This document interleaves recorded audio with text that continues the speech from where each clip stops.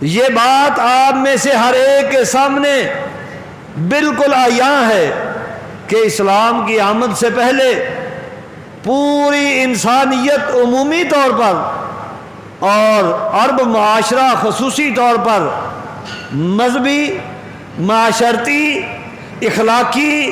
سیاسی اور مادی زندگی کے حوالے سے ایسے تباہی اور بربادی کے گڑھے پر پہنچ چکا تھا جس کی تاریخ انسانی تاریخ سے کوئی مثال نہیں ملتی۔ شرک و بدعت عروج پر تھا، ہر گلی ہر گھر میں بت خانوں کے کارخانے لگے ہوئے تھے، بتوں کی پرستش عام تھی۔ انسانیت اپنی مقصد سے، زندگی سے اس قدر ہٹ چکی تھی کہ اس کے ساتھ ساتھ یہ لوگ شرک و بدعت، قتل و غارت، ظلم و زیادتی، چوری ڈاکے، حتیٰ کہ ہر وہ شخص جس کے بازوؤں میں طاقت ہوتی وہ غریب کی عزت، اس کے مال، اس کی جان کو لوٹ لینا، اپنے قبضے میں کر لینا نہ صرف ظلم نہیں سمجھتا تھا بلکہ اپنا حق سمجھتا تھا۔ رشوت، سود خوری، بے ایمانی، شراب، جوا، یہ ان لوگوں کی زندگی کا مقصد تھا۔ بے حیائی کا عالم یہ تھا کہ یہ بیت اللہ، اس کا